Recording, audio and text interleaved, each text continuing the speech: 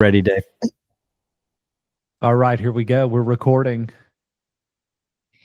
Guess who's back? Back again. Oh boy. Okay, buddy. Tell your friends. All right. We do have the stages of change. David has a mustache, Yeah. Cole has a goatee, and I have a beard. Yeah. We do. Yeah, we really do. So Pretty When kind are we all going? When are we all going stash? never did- know your next move. I thought about doing it this weekend, but I knew that we'd be recording today and thought it would just be absurd if there was 2 out of the 3 of us that had a mustache. So I was like, all right, I'm going to wait till Monday, and all 3 of us have a mustache. If I position my mic right, I can go ahead and be in stash mode now. You know, if I just position it right here, how did that look? All right. handlebar. Look, next Monday, we all have a mustache. The topic is mustache you a question. Oh, Come up with good questions that parents ask us. Interesting. ruh-roh. Nice play on words there. Good job. All right. Well, I have a topic for us today. Or really it's a quote, and I'm going to say the quote, and then we can like pick it apart from there, and say like how it's applied to guys that come to our program, how it's applied to my personal life, your lives, if it does. So here's the quote. The quote that I heard from a podcast last week, it said, hard men create easy times. Easy times create soft men. Soft men create hard times. And then hard times create hard men. And it's a loop from there. So you would just keep cycling through this loop of, and I'll say it again, hard men create easy times create soft men create hard times create hard men. Okay. All right. Does it make sense? Sure. Do we want to like share our initial reactions to it, or like where our brains went when we first heard? Where do you initially go when you hear that? Who wants to go first? Well, I presented it, so I can go first. I think that let's say soft people. I think ladies are included in this too. Sorry, ladies. hey, I'm not sexist. That's just what I heard. No, that's how the quote goes. Direct quote. It talks about men. I think it's a pretty, I don't know how old that quote is, but it's been going around for a while. I think a lot of times it's used for like other reasons than what like we're talking about. I think that it's like a lot of quotes, there's a lot of truth to it, but I think it can be overly simplistic and like lack some of the nuance that obviously there's exceptions from all those things. I think that for myself personally, you know, every parent, most parents that I've met, I feel like it's like part of the American dream is that they want to give their kids a better life than they had. And so there are elements of my parents' lives that were hard in certain ways that I think they wanted me to have the best opportunities, go to the better school, and make sacrifices so that I could have things that they didn't have. I think in doing that, though, there may have been some things that I missed out on as far as like ways that I could persevere through life, or that life's hardships could benefit me in a way, whether it's like self-esteem or experience, and that being shielded from that, then when life eventually does hit you or hit me, you know, was like not equipped for it and would be avoidant and cope with drugs and alcohol to stay away from it. And I think I can see that a lot with the GT guys that we work with, that a lot of them have that same thing. And it's all done from a place of love. I don't mean to ever say that like parents messed up or did something wrong or whatever. You know, I think everyone's just doing the best they can with what they have and what they think is right in that moment. And sometimes it can just be kind of overdone, and guys can end up to a degree kind of pampered or shielded from some of life's hardships. And again, the experience and self-esteem that come with that. And then they come to us, and we don't make life hard for them just for the sake of making it hard. We just want to start to expose them to life in this, not unprotected, but like, you know, they have a lot of support around them, but in this way that maybe stuff isn't done for them. So guys are doing like job interviews that a parent or a family friend didn't guarantee for them, you know, beforehand, or they're, you know, going to apply for jobs that they don't know that they're going to get, and that the application process is just a shoe in. Or they're, a lot of other examples I could use. I've already talked enough. That's just kind of my initial thoughts on it. Mm-hmm. Yeah. So when I first heard it, like I went more like generational, which we talked about a little bit before we started recording, of like one generation does the quote unquote hard thing, and that leads to the next generation being softer, and the next generation has to be hard. And but for the sake of this conversation, what I think is really interesting is defining like what is like hard or soft per se. And I think that's like another nuance to it that we have to consider, is because like what I may consider to be difficult may not be what you consider to be difficult, and vice versa. So like there are like interesting elements to it. And also, this is kind of like just random thoughts. Another part of it is due to things being difficult, which I'm just going to say that instead of like hard and soft. It's kind of weird. Like it's just weird. Due to things being difficult, do you then like perhaps you have a kid who has like, like pretty severe ADHD, right? And so you then try to like make them experience success, and you make things easier for them in a way, and you burden yourself with feeling responsible for their academics or their athletics or getting their like assignments in on time. You overburden yourself to share the load, and they don't learn those skills, right? Like it originates in this difficult thing, and then out of that comes like, so you can even see it happening like within the span of like a few years, which is super interesting. But yeah, I mean, I think there is a lot of like truth to what you were saying, Lucas. But also I don't think that just because somebody is raised in like a tough manner or, kind of an easier manner, that doesn't like necessarily create an addict or an addiction. It certainly makes the road to recovery look different. Does that make sense? Like, because I know people who are raised like very similarly, and some of them are like alcoholics and addicts, and then others don't. Like there's some other stuff out of our control there and creating that. Yeah. Yeah. The first time I heard it, I went to the same place initially, like a much bigger picture, like way zoomed out generational view. Even as far as thinking through it, of like great grandparents who like didn't have electricity, didn't have air conditioning, didn't have television. And over the years, we've gained a lot of things, a lot of technology, a lot of luxuries, a lot of things that make life easier. Plumbing is a really nice feature to have these days that our ancestors did not have. And we take a lot of things for granted. But even think about it long term in this way of like, now we've built it up to where we have these supercomputers in our pockets. Imagine a day with no power. Imagine a day. So imagine eventually we get to this place on Earth where we burn up our resources, whether that be water or power.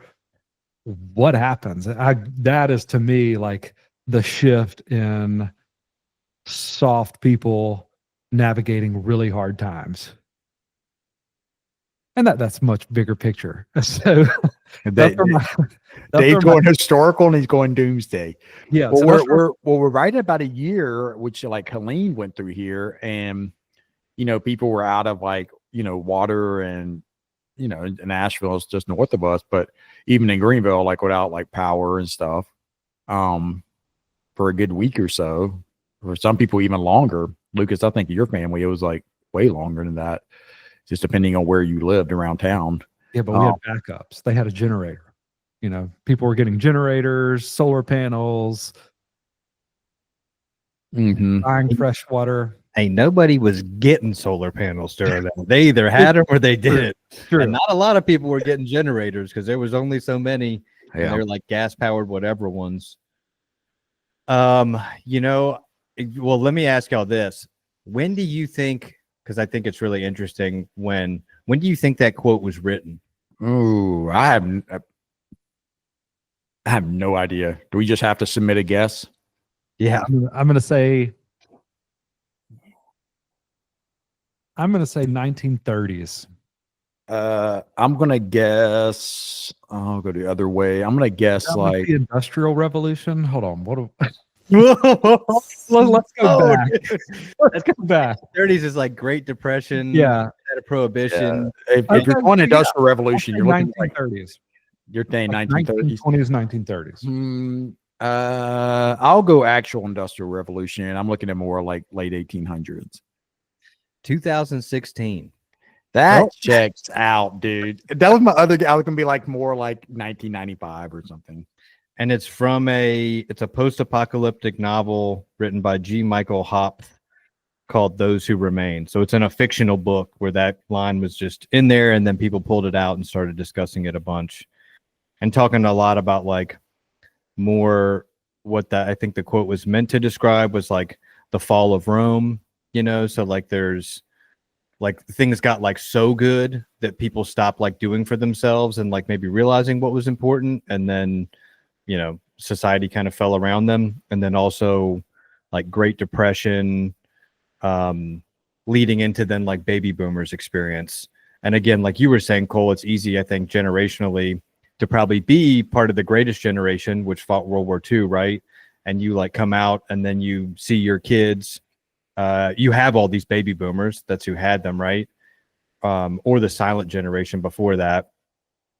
But then as your kids grow up, you're like, you don't even know, like we had to eat like nothing but a can of baked beans like once per day to get through, and you're complaining about your problems. But I do think that there's, everyone's got problems, and even the most pampered person that I was kind of talking about, that maybe parents have done everything from them at every turn, they've gotten every opportunity. I think there's problems in that person's life also, no matter how easy it may be to look at it from another angle and just kind of have more like envy of like, must be nice. Like, I wish I got to go to the best school and drive that car and do this thing. But when everything is just kind of given to you, it's hard to have self-esteem. And it's also hard to have like good experience of working for something and working really hard for something and making sacrifices and getting it. So I think that it kind of goes back to that other quote of, like pick your hard, and it's hard to have everything done for you and have a lack of self-esteem of experience. And it's also hard to go like work hard for things and to make sacrifices and struggle through. Yeah. And I think both can be difficult, even though on the outside. And I mean, then we go to the John Wayne quote, money doesn't buy happiness, but It's easier to cry in a Lamborghini than on a bicycle. Right. And so Mhm. it's like, sure, like even zooming out, you're like, I'd rather have the hard that's like, I have all these things, like given to me, and I just don't have a lot of like self-esteem for doing them for myself, and then figuring that part out from there rather than from the other side. Mhm. Yeah, that was going to be my zoomed in. My next thought was a much more zoomed in approach to that quote, and I was going to use tennis. Tennis came to my mind. That's what I played growing up as an example of like, I could have a really easy time with practice, and I'll only go once a week to practice, and I'll practice for 1 hour, and then I'm going to have a really hard time when it's a tournament day or time to compete. Or I could have really hard practices. I'm practicing every day. I'm doing it 2 hours a day. I'm going to hit drills. I'm going to practice my forehand, backhand, serves, drop shots, like the whole nine. And then the tournament day might be a little easier for me. So, and that's where it bounces back to what you just said, that choose your hard. Yeah. Well, it's interesting too, because I wonder like how much choice is really involved there for it to be hard. Like, I almost think that things that are hard there can't be a certain degree of choice. That's what makes it hard. Like if I'm like signing up to go like challenge myself on the tennis court, or that I'm going to like do something that I believe in that is like difficult, but it's not hard in the way of like, it's not catching me by surprise. I almost wonder if there has to be factored in an element of surprise, an element of being unexpected that really does show you where resiliency comes in. You can be disciplined, right? Like you can be disciplined by like going to tennis every day, saving your money every day, showing up to work every day.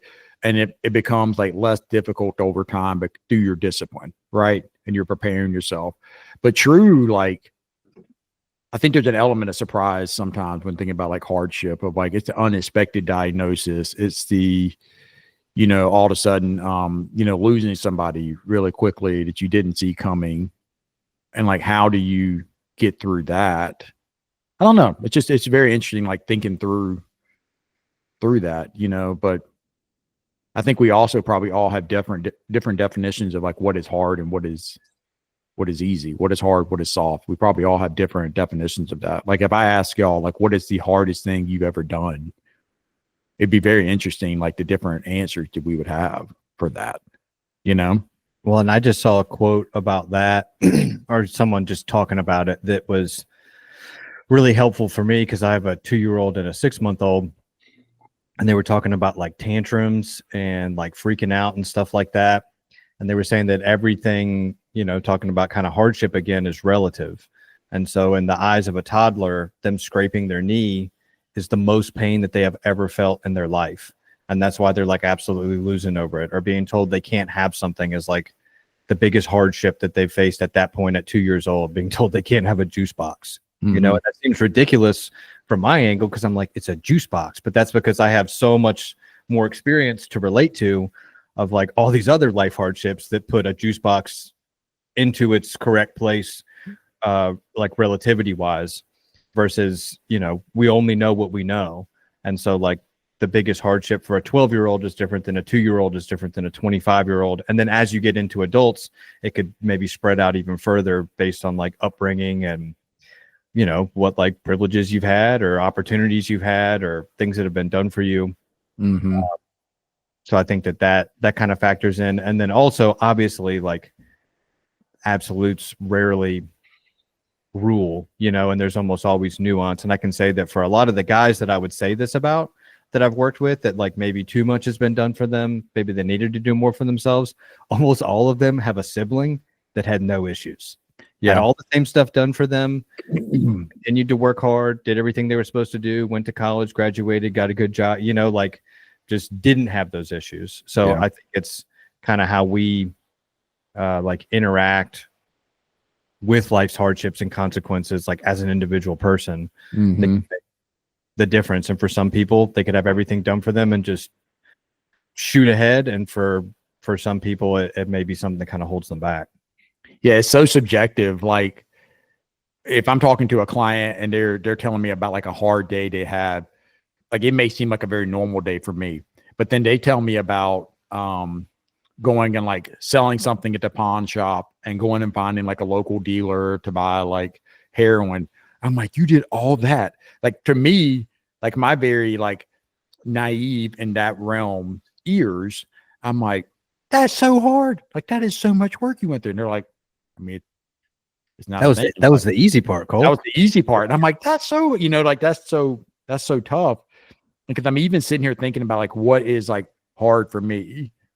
And it's not even necessarily something like pushing myself physically or something like that. Like that's not, or even like having like a long work day. Sometimes it's just like appreciating that we all have different hards. That like, and being like patient with that. That like my kid who just scraped her knee, like that is a very hard thing for her. And me just being compassionate to that is like one of the hardest things that I experienced that day. You know what I mean? Like, and I feel like I've heard that from a lot of people, just working in this business, that sometimes the hardest thing they do that day is being honest with somebody about how they feel. They're like, what? I'd rather run 10 miles. I would rather like work, I'll just stay at the office all day. I will stay there all day. I will like build this fence. I'll cut down this tree. I'll do whatever. But you want me to tell you how I feel? Are you kidding me? Like that is really hard. So just appreciating the subjectivity to it is like really important, I think, and like a really hard thing to do for me, at least, Yeah. It's a difficult thing to dissect. I mean, my head's been going in all different kinds of places from, hearing, is it just easy times or easy people that have created hard times? Is it, as Lucas brought up, guys that we work with, and even me personally, is it just like a helping versus enabling thing? Like my parents enabled me more instead of just helping out where I actually needed help. Um, Let me ask you. Let me ask you something on that. Like, do you think? I mean, y'all both have siblings, several siblings, and they're not addicts, they're not alcoholics. Like, do you think your parents did anything for you that they wouldn't have done for your siblings? No, like that was another really interesting point is when Lucas brought up the siblings who are, I have very successful, smart, like went to college, made all A siblings. And I was certainly the black sheep for a large part of my life. And I'm sitting there thinking through like, well, what the hell was that? And it's escapism, I think. It's like where all of my other siblings were like, I'm going to push through. For some reason, David was like, I found an escape. Like, I don't have to push through. I can just like go to this false sense of security. I'll just go get high and not have to numb out completely. And what made me want to go do that? I have no clue. Yeah,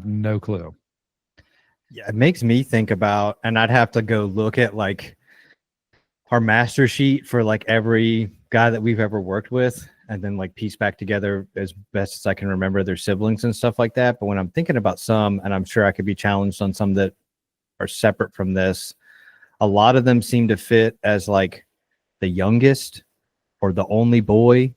And, in sober living, we work with men only. But like I'm thinking about for you, David, like you're the only boy. And so I don't know that it's like your parents wouldn't have done things for the other siblings, but maybe they just didn't need to as much, and they were more willing, like I think there's something about being the only son or being the baby of the family that maybe it starts out with just, I'm going to shower a little bit more affection on this person or do a little bit more for them, not from like favoritism or anything, but they just kind of stand out being that particular sibling in the pecking order. And then that kind of leading to maybe like a self-fulfilling cycle of, because they had a little more attention, a little more done for them, they kicked their feet up a little bit more, which led to them needing more to be done for them. And then it kind of just spirals out. That's just like I know that could be challenged in 100 ways, but I was just thinking of like any correlating factor. And I would say like looking at my personal experience that it benefited me from my mom's standpoint. Like I did get treated a little differently being the only baby boy, her baby boy, but it probably had a negative impact from my dad's like my dad treated me differently too than the rest of the kids that are all girls. And there was more expected of me. Like, no, David, you're going to stay and work for an extra 2 hours, or no, David, you're going to go dig the ditch while your sisters are inside helping cook. Like that played like a negative role, psychological role, I think. Mm-hmm. That created a monster. Who knows, Yeah, I don't even know though. Can it even be created? I don't know. But I do know from looking at myself, hearing so many stories, looking at Lucas's story and being so close to his story, looking at all the guys that come to our program, I would say across the board, there is one commonality of there being very low self-esteem for every guy that walks through the door. And what is that? Like there's this rebuilding of self-worth and pride that has to take place. But I guess I gotta ask, like that is clearly, I know you're not saying it. That's not like it's exclusive to, addicts or alcoholics. I mean, I think we would all agree, like 3 out of 3 on this call have struggled with low self-esteem. Either when we were younger. Well, I'm putting you in there. I'm just kidding. I'm speaking for you, dude. Like struggle with low self-esteem, either historically or even like currently, like struggle with that. So you're right. That is a common theme for the people who come in our doors, come in our program. But it's also their parents have it. I've had parents, on the couch, like crying and be like, I thought I was a good dad. I thought I was a good mom. I thought I was doing the right thing. And they're beat down by it. And we've seen our guys struggle with it too. It's kind of like part of the human condition, I think. And like figuring out how to push through that. Yeah. But 2 out of 3 of us on this call chose to escape it. have found a way. Now, is that 2 for 3, or did I find a way to escape it too? It just wasn't drugs and alcohol. Yeah. Yeah. Chocolate milk, baby. Come on. Talk about it, Cole. The chocolate Bring milk back whirlpool, chocolate milk. baby. You never lived until you've been in a giant chocolate milk whirlpool and thought you were going to drown, dude. You've never felt fear like that, okay? Now, I think people escape it in different ways. Yeah. And I think that it just depends on how destructive the path you choose is to escape, if that makes sense. The analogy to, I think I heard this from somebody and I just kind of like warped it in my own way over the years. But like, so let's say you have a car, and if you don't put like oil in it, it'll only go about 2 miles down the road and then it will absolutely blow up. Right. That is like an addict or alcoholic's life, right? Like if I don't take care of this thing, it's only going to get about 2 miles and it's going to blow up and I'll be on the side of the road in fumes. And then we got to get the whole thing fixed. Or you have the car that would just like putter along, and you've seen these cars, right? Smoking everywhere, can barely go over 50 miles an hour, but they just like keep running. And they're just kind of like a POS. I would say that is more like what my car is if I'm in like this chronic escapism. Like it'll keep running. It'll keep moving along, but it is not at all like running at optimal level or even healthy levels, and there's a lot of people that struggle with that too, which is really interesting. So yeah, I think escapism is like, once again, it's a common human thing, like we escape into our phones, we escape into spending money, drugs, alcohol, eating, just sleepwalking through life. Man, that people do that. Yeah, here's an interesting question that Cole, you may not could answer, but Lucas could give some insight to. Do you think that if Cole tried heroin or fentanyl, that he would be an addict? That would then become his go-to way of escaping? It's so weird, dude, because I'd love to say yes, because I loved heroin so much that, you're just like, who wouldn't do this and be like, yes, this is the answer to life. Like if I could just feel like this all the time, this would be the answer. Because that was my reaction to it. But it's funny that like my dad, for example, I remember him having surgeries and getting opiates, and he was like, I hate this shit. I hate the way it makes me feel. It makes my damn nose itch. And I'm like, the nose itching's the best part. Yeah. It's like, and it makes me nauseous. And I'm like, throwing up's the best part. Like you throw up, like then you feel so good afterwards. So it's like funny how like either side could be like, you have this like sick, weird reaction to this, him looking at me of just like, why would you like feeling like that? And I'm like, how do you not like feeling like that? So it seems interesting, but I mean, if you think about it, David, like there's so many people who become like you or me that were otherwise normal people who maybe just got prescribed opiates and did it because they actually did have like chronic pain or something. And then it just escalated from there. And then there's so many people that would take that. Again, we're back to that nuance thing of like, you could give both people the same drug and have totally different reactions. You could have both people given the same privilege, opportunities, like things done for them, and have these totally different outcomes from it. Yeah, I'll tell a little story about this. Because it's very interesting, because I have more of the stance of your dad. Yeah, but tell him when you tried heroin. Okay, I will. It's not heroin exactly. All right, so I was 15 years old, and I was playing football, and it was like a big like region championship game, and I was doing pretty good, even as a freshman. I was like having some good plays, and I get tackled out of bounds. I fall down backwards and dislocate my elbow. Elbow is completely out of socket. My arm is like, instead of being straight, my top part of my arm is all messed up, and they can't get it back in. The orthopedic surgeon there serving as the team doctor, he's trying to get it back in, and it won't go in. It's like the worst pain I ever felt. Even now, like 25 years later, I can still feel it. It was so bad that like the principal was next to me, and my dad said, you can say whatever you want to say. And when he started yanking on my arm, I couldn't make a sound. So then they walked me to the ambulance. I get to the back of the ambulance, and the paramedic is laying on the stretcher. She broke her ankle jumping out of the ambulance to get the stretcher ready, and she's all laying on my stretcher. So then they sit me on the back of the ambulance waiting for the next one to come get me. I'm sitting there cold in my football uniform. Somebody's holding my arm, and I'm just feeling like the lowest of lows. So then Ambulance gets there. I get in. The guy trying to stick me with an IV. He sticks me 5 or 6 times. And finally, at the 15-year-old, I'm like, dude, if this is your job, have you ever done this before? And he's like, oh, I'm sorry. And then I just turn my head to the side and just start crying. Like, because I'm just like broken at this point. Get me to the hospital. And then they get me hooked up and everything. And they give me morphine. And I can sit here and tell you today, 25 years later, exactly what it felt like when I felt that. There was like, I'm not trying to trigger anybody on this call, but like felt really nice, right? Like it felt like I was in the nicest hot tub I had ever got in my life.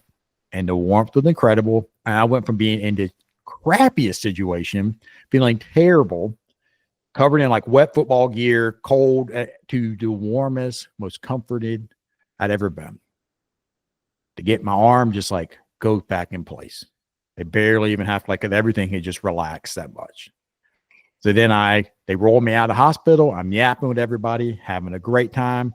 I get in the car, say I want to have Dunkin' Donuts, and then I fall asleep. Don't remember anything to the next day. So that was like my first time being on opiates like that. It never occurred to me, even though like I couldn't play football the rest of that year, that I was a 15-year-old, like insecure kid. It never occurred to me that I should go do that again. That was never like a thought in my head. Oh, I should go see if I can get that again, you know?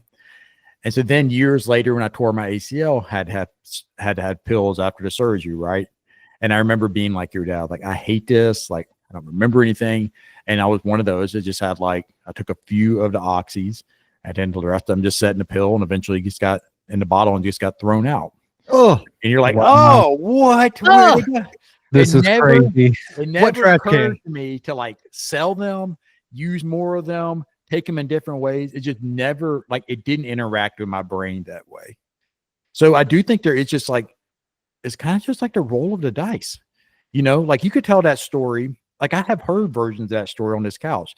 Yeah. I was 15 years old. I got exposed to this. I lost like one of my main hobbies, one of my main ways of identifying with who I am. And then like I started doing that and I lost other stuff. Like that just wasn't my story. Right. Like it just wasn't mine. So I had other hardships that came along the way. You know what I mean? Like, it just wasn't drugs and alcohol related.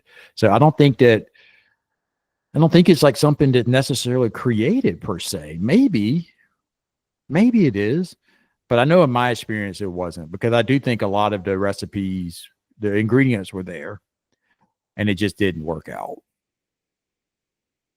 So that was the first time I did heroin. There you go. boom. Boom. Yeah.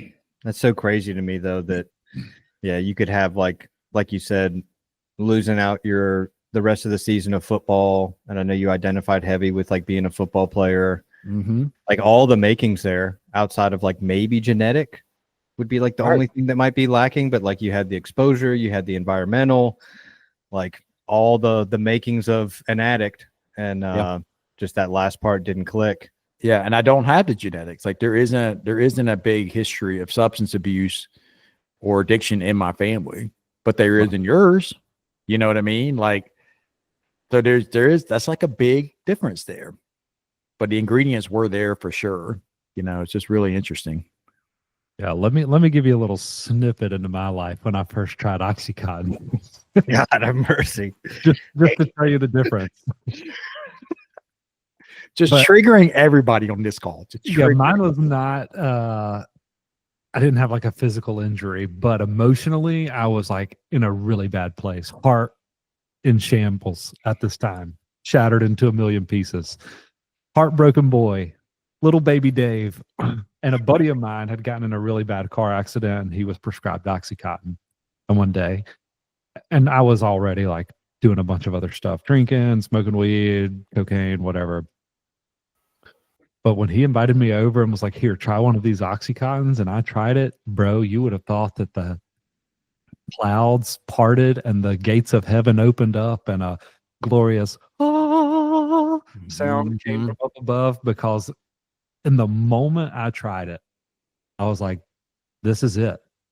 If I could figure out a way to live the rest of my life with this in it from now on, we're good to go.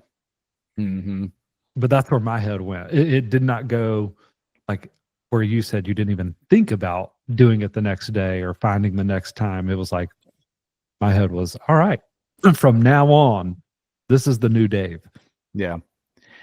Did you do Dare when y'all were kids? For show. Yeah. For sure, dude. So like,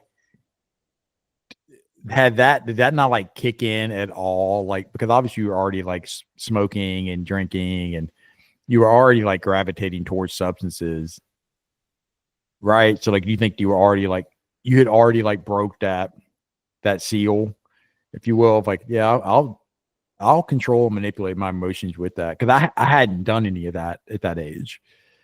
You know, like I was like, it just never even occurred to me, like, yeah, let's go get drugs. Like, such a foreign concept to me. Yeah. That was such a gradual thing. I think Dare saying that everything was bad, but yet you're seeing adults drink and smoke cigarettes, and that's where it started. It was like, okay, clearly it's not that bad. Mm-hmm. Like the adults in the room are doing it. So, you know, it started with cigarettes and drinking, and then you start to think that like, oh, it's all just a lie. This is all fluff. So Yeah. now I'm going to try weed. Oh, this is great. I love the impact that weed has on me.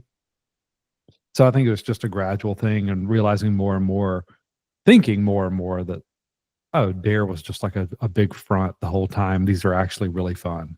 Mm-hmm. Let's keep going further down the rabbit hole. That was my take. Lucas, you have a different. I remember there's like a cartoon Dare video, and it was like really weird. It was like weird animation, like kind of dark. With the lion? No, not with the lion. It was like Darren the lion.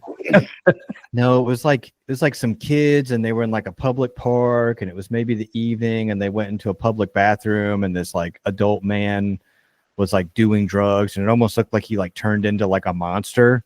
Like I think he like snorted something and like reeled up, and his like eyes went back, and it's like pretty terrifying. Of just like, oh my god, like drugs are scary. Like at that point, it was like it turns you into a beast. Like it looked like he did something, and then it turned him into some kind of monster. And the kids like run out, and of course, then they tell a cop. But because that's what Dare was about. Then I remember being like probably 15, and I went to a friend's house, and she was drinking, and we just got really drunk. And I remember she said out loud, she said, "This is the best feeling ever. If I could just feel like this 24/7, life would be great, or that'd be the answer to life." And I remember that comment like really striking me deep inside, of just like, she's so right. Like she just said the part that I've been feeling and thinking out loud, and that kind of became my quest from that point on.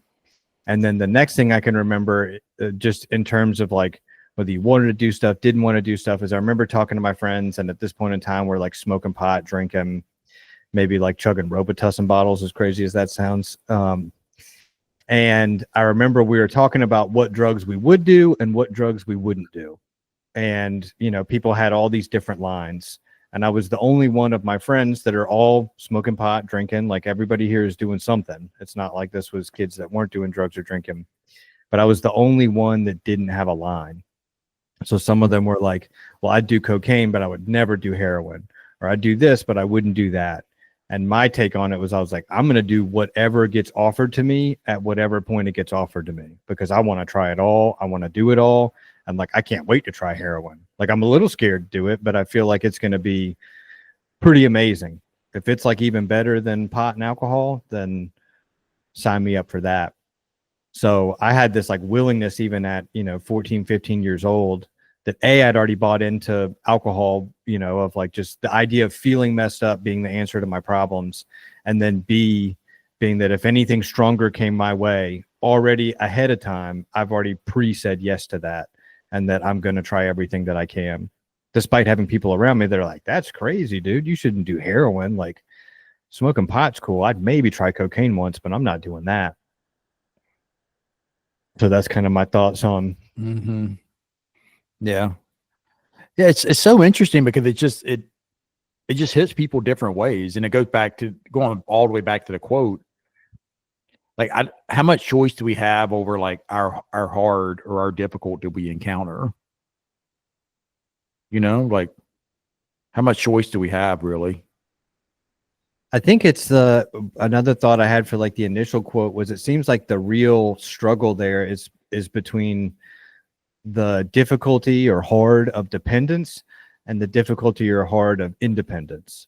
And I think both of those can come with their own difficulties. Where when I think about like what would make an older generation say that today is soft times, and they'd probably point to my bidet and be like, well, we used to poop in a bucket in my day. And it's like, and that was better? Like you think like my life is too easy because I have a bidet, you know?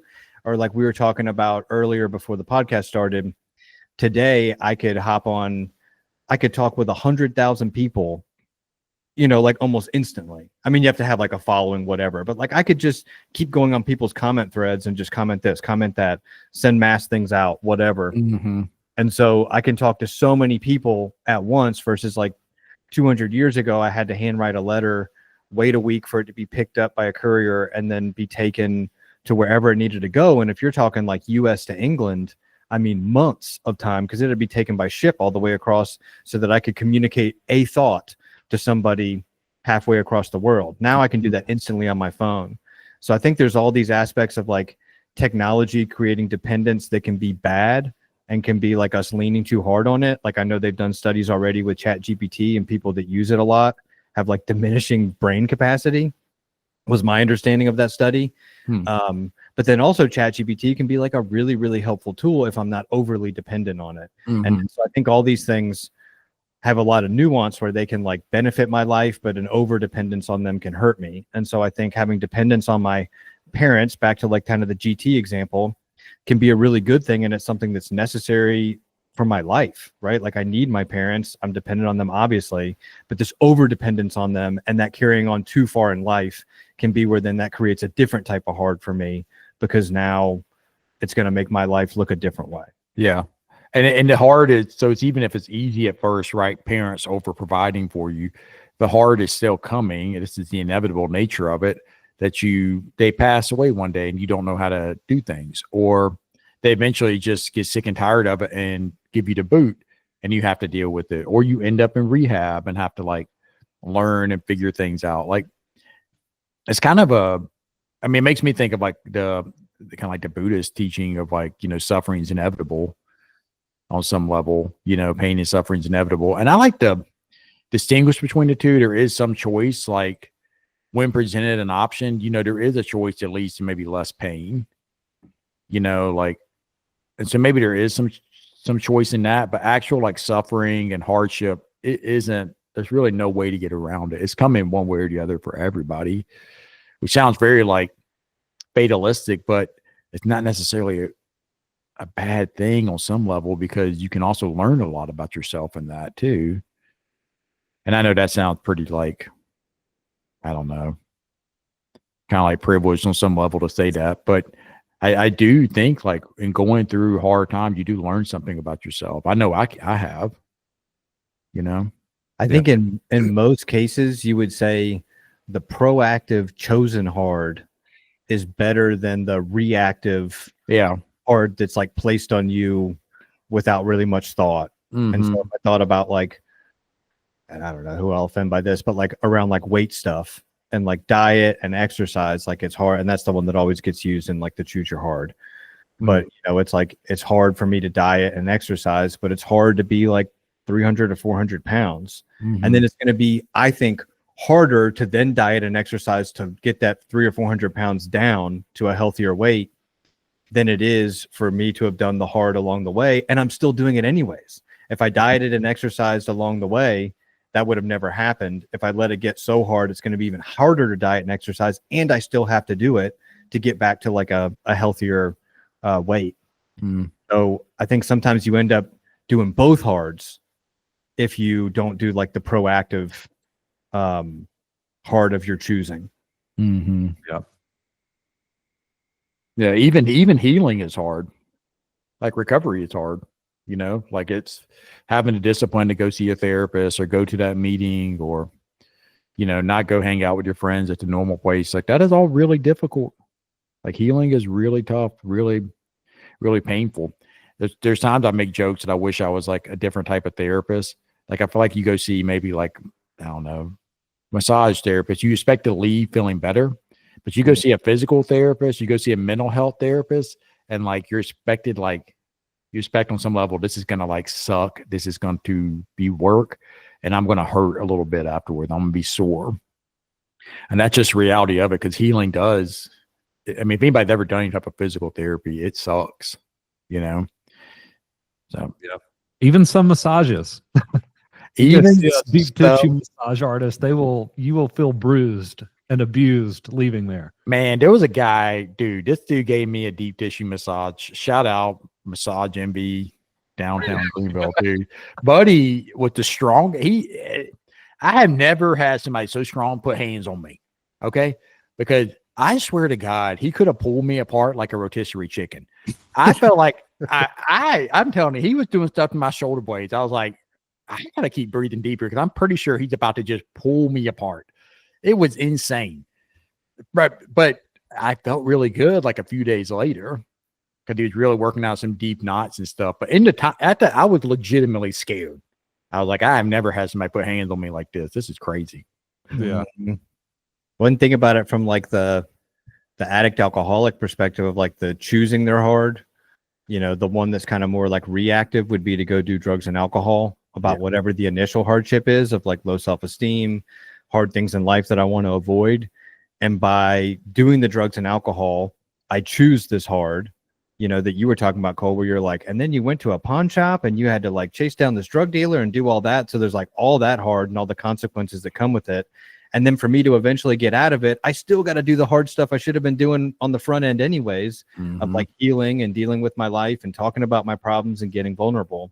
So it's like I end up having to do both hards and that's the example I should have used, because that's apt to what we're actually talking about. But by trying to avoid it, I sign up for two different hards rather than just the one on the front end. Yeah, for sure. And that was arguably the hardest thing that I've done in my life up to this point. Lucas, I'd be curious to know if that changed for you, like becoming a father, but getting sober was really tough for me. Yeah, that's got to be, for me, I would say, the hardest thing that I've ever done. Yeah. And that's another thing, like to bring this full circle, kind of. Maybe this is a completely different topic, but I think people expect it or want it to be easy. You're people that call in, whether it's parents, whether it's actual like guys that want to participate in the program, they want like the easiest, shortest, quick fix that they can get. And it just, well, I think there's the misconception with humans. Like we think doing the right thing is the easy thing, you know? And so sometimes when you have like a guy come in, he's like, well, I'm doing the right thing now. Like I'm not like lying to people. I'm not doing drugs every day. I'm not stealing, but why is it still so hard? I'm like, because it's doing the right thing can be really hard. And it's the change. You're having to change. You were operating one way and now you're having to operate a different way. That is very difficult. And you got to be patient with that. Because it won't always be as hard. I mean, would you guys not agree years, whatever, 10 and 15 or 14, like you guys are in your sobriety, is that not a bit easier now than it was year one? for sure. Right. So it's just like the change is like what's really hard with that. I got to be honest too, though. You get a little jealous when you hear about people who are sober and they're like, man, that was the hardest thing I ever did. I'm like, dang, that goes back to the car analogy. You're like, that was the worst day ever when my car blew up on the side of the road. And I realized I had to get a whole new engine and all this stuff. See, me, like my car's just been puttering along for 39 years. I'm like, I don't know what the hardest thing was. Like, it's not that clear. You know, it's like, it's a lot of little micro changes along the way, which I know y'all have micro changes as well within your recovery, but I don't have anything to hang my hat on and say like, yeah, that was the hardest thing I ever did. You know, it's just not quite as clear. Have you met me, dude? I'm all or nothing. I'm like, buy a new car and I crash it at the end of each year. That's why I always say that I'm grateful to be an addict alcoholic, which I feel like some people kind of balk at and are like, why would you ever want that? And it's because of that experience. Like my life got so rough and my car blew up so bad that I had to do all this stuff that the average person might do, might not do in their life, but might not because their car never blew up. So they didn't have to take this hard look at everything they're doing. And not that I do it like perfectly at all, But in order for me to get sober, I had to like do a lot of stuff that I feel like the average person might not ever have to do. They could choose to do, but they might not ever have to do, where they're like, hey, this is like life or death. Like if I don't make these like moral adjustments and this introspection, like whatever, my car is going to like blow up for good and I'm gone. And so I have to do this because like, you know, like they say, like to drink is to die. And I believe that for myself. But if you don't have that on the line, and I know for myself, if I didn't have that on the line, I'm not doing much for change, you know, like just kind of what I have to, where like the pain gets great enough that I need to do something different. And I'm reading this book called Drop the Rock that talks about steps 6 and 7 from like 12 step. And there's a lot of talk around that of like, you know, when it comes to character defects in my life and things that I struggle with, it's normally only when the pain gets great enough that I make just enough adjustment for the pain to be lessened enough that it's tolerable, rather than me proactively looking at these things before I experience pain so that I can have like the best life possible. And I think all this stuff comes back to like human condition. And I think that addiction, alcoholism, I talked to a friend about this one time who's also in 12 step. And he said, I was like, man, don't you think that like everything it talks about in the big book, it's not really like unique to addicts, alcoholics, if you take away the drugs and alcohol? Like it just feels like it's the human condition. And he said, he's like, I think that addicts, alcoholics just maybe have a like an extreme form of the human condition, an exaggerated form of the human condition, especially while doing drugs and alcohol. Yeah. And so this stuff, just all these things we're talking about, most people could relate to, but addicts and alcoholics like really relate to, where they're like, oh my God, like that's definitely me. Yeah. And then I saw a quote of Alan Watts the other day, who I really like everything I ever hear that guy say. I've never heard something where I'm like, everything he says, I'm just like, God, that's the most profound thing. And I could think about it for a long time. But he said, wanting positive experience is a negative experience, and accepting negative experience is a positive experience. Yeah. That makes me think of the show The Sopranos, when Tony Soprano's talking to the lady who I think it's a caretaker for his mom, maybe. And she's from Russia, and she's explaining to him like, that's the problem with you Americans. You go through life, I'm getting this wrong, Lucas, you can correct me. You go through life basically expecting to be happy, but everywhere else in the world, we just go through life like essentially pleasantly surprised when we're happy. Like we don't expect that. And I'm completely butchering that, but it makes me think of that quote too, because I'm in the Sopranos world right now. To piggyback off that too, like I think maybe then what I was saying, like the hardest thing that I have to do is like just staying awake, that I need to keep changing. You know what I mean? Like keeping, like not putting the sticky note on the dash of my car and being like, my car is fine. Like there's no issues. Like being humble and aware enough to say like, no, this is a problem and I need to continue to improve and like look out for my blind spots. That probably is like big picture, the hardest thing that I have to struggle with right now, you know? And piggybacking on that analogy, I think that's what it becomes when you stay sober for a while. Like today, I relate more to the average person of like, I'm not constantly looking around every corner waiting for my car to blow up. But now I'm just trying to be proactive, knowing that my car can blow up because I've had it blow up before. Like, all right, let me find a little bit of smoke, like acknowledge that when I see that right off the rip, you know, and not push it to the limit where I even get into that danger zone anymore. But because now there isn't that much smoke and there isn't that much smells or whatever, it's easier for me to just kind of coast, and even to a fault of like, no, I'm good. It's been 10 years. Like, I don't got to worry about, like, I'm so far away from that. It's almost like it never happened and it wasn't real. That's kind of like almost like a subconscious thought or feeling. Yeah, that Sopranos quote, I have it here. It's from Svetlana. She says, that's the trouble with you Americans. You expect nothing bad to ever happen, while the rest of the world expects only bad things to happen, and they're not disappointed. So even darker than I said, even like a bit darker than I originally said, but it's just interesting. Yeah. Well, you think that woman in that show, she's from Russia? Mm-hmm. and that shows in the 90s, and she's probably 34 years old. So you can kind of fill in the gaps of like what era of Russia she was there for. Yeah. And how hard that probably was on just the average person. Yeah. And she had a physical handicap, and she had only one leg and has to work like as a caretaker for elderly people and immigrant. Interesting. So anyways. Well, we talked about it all. Yeah, we covered several topics today. Not just hard people create easy times, but choose your hard.